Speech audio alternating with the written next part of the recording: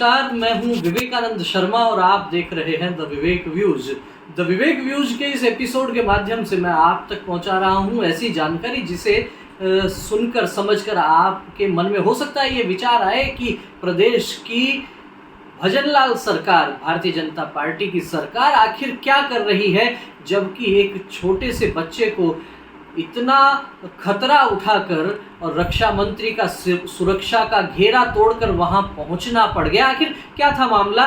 तो मामला यूं था कि आज केंद्रीय रक्षा मंत्री राजनाथ सिंह जयपुर पहुंचे। जयपुर में सीकर रोड पर स्थित भवानी निकेतन कॉलेज में एक कार्यक्रम में वे पहुंचे थे। वहां कार्यक्रम में पीपीपी मोड पर, पब्लिक प्राइवेट पार्टनरशिप मोड पर जो है वो सैनिक स्कूल का उद्घाटन था। उस उद्घाटन कार्यक्रम में भारतीय जनता पार्टी के तमाम बड़े नेता थे। उप मुख्यमंत्री दिया कुमारी वहाँ थी, वहाँ राज्य सरकार में मंत्री राज्यवर्धन सिंह राठौड़ थे, बहुत सारे नेता वहाँ पर उपस्थित थे। और जब वो कार्यक्रम पूरा हो गया, उस कार्यक्रम के पूरा होने के बाद जब राजनाथ सिंह वहाँ से जाने की तैयारी कर रहे थे, उस समय अचानक एक 10वीं कक्षा का बालक केंद्रीय रक्षा मंत्री का सुरक्षा घेरा तोड़कर उनके सामने पहुंच गया। एकदम से स्थिति बड़ी विचित्र सी हो गई और जो केंद्रीय रक्षा मंत्री राजनाथ सिंह की सुरक्षा में तैनात लोग थे उनमें हड़कंप मच गया। उन्होंने एकदम से उस बालक को पकड़ा और उठा के बाहर, घेरे के बाहर उन्होंने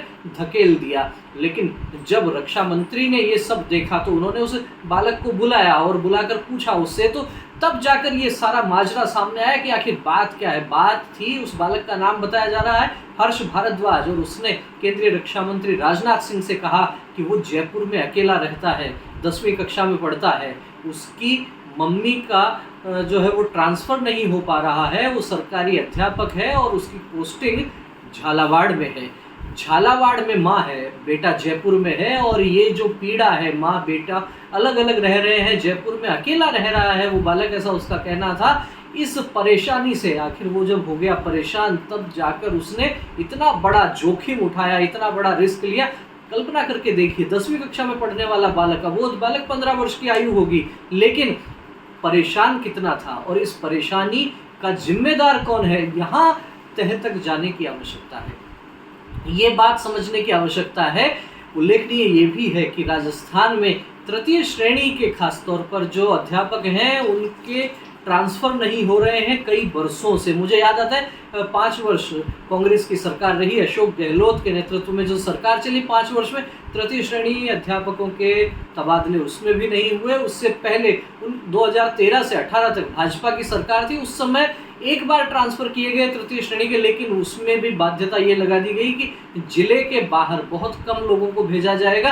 कुल मिलाकर ये समझा जा सकता है कि 10 वर्ष तो ये सीधे सीधे हो गए और प्रदेश में भी सरकार को आए हुए लगभग 8 महीने लगभग हो चुके हैं। ऐसे में जो लोग तबादलों की प्रतीक्षा कर रहे हैं, आखिर उन पर क्या बीत रही है, और उसी का प्रकटीकरण एक प्रकार से ये एक छोटा सा बालक 10वीं कक्षा का, और उसने केंद्रीय रक्षा मंत्री के सामने अपनी पीड़ा जाहिर की। यदि इतनी बात होने के बाद भी तबादले नहीं होते हैं तो मुझे लगता है कि काहे की सरकार। आखिर सरकार को लोक कल्याण के लिए कहा जाता है, लेकिन यदि इस तरह से छोटे छोटे बच्चे परेशान होकर सीधे सत्ता को चुनौती देने लगेंगे तो कैसी स्थितियां बनेंगी। मामला केवल इतना सा नहीं है कि रक्षा मंत्री की सुरक्षा में चूक हुई है। चूक सुरक्षा में तो हुई है निश्चित रूप से, लेकिन उससे बड़ी चूक है कि प्रदेश में क्या सरकार का इकबाल है, क्या सरकार से लोग संतुष्ट हैं, क्या शिक्षा विभाग में खासतौर पर तृतीय श्रेणी को लेकर जो तबादलों की प्रतीक्षा है वो क्या कभी उसका अंत होगा? क्या भारतीय जनता पार्टी और उसके आनुषंगिक संगठनों से जुड़े हुए कार्यकर्ताओं के तबादले सार्वजनिक रूप से होंगे या फिर बैकडोर से ही होते रहेंगे कि पीछे पीछे कार्यकर्ता कहे जाने वाले कुछ लोगों के काम हो जाएंगे? लेकिन क्या सरकार का काम केवल अपने चहेतों को उपकृत करना है? क्या सरकार का काम लोक कल्याण का काम नहीं है? मुझे नहीं पता कि उस बालक की माताजी जो है वो कौन सी ग्रेड में है, क्या विषय है, ये भी नहीं पता। अभी तक जो जानकारी आई वो केवल इतनी आई है कि उस महिला की पोस्टिंग है झालावाड़ में, वो बेटा बैठा है जयपुर। इतनी लंबी दूरी कैसे क्या कितने दिन में उनका यहाँ आना जाना होता होगा और उस बच्चे की वास्तविक स्थिति भी क्या है, इसका भी अभी बहुत अधिक खुलासा नहीं हुआ है। लेकिन कहीं ना कहीं समझा जा सकता है कि ये जो रक्षा मंत्री की सुरक्षा में चूक का मामला एक 10वीं के विद्यार्थी के माध्यम से आया है, एक बड़ा सवाल खड़ा करता है प्रदेश की भाजपा सरकार की कार्यप्रणाली पर। आपका क्या कहना है इस विषय पर?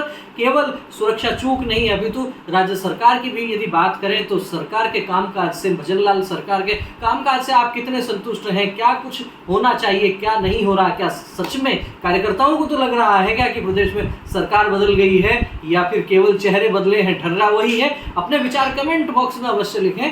वीडियो अच्छा लगा हो तो इसे लाइक करें, अधिक से अधिक लोगों तक शेयर करें। फिर मिलेंगे एक नए विषय के साथ, एक नए वीडियो के साथ। तब तक आप देखते रहिए द विवेक व्यूज। बहुत बहुत धन्यवाद, नमस्कार।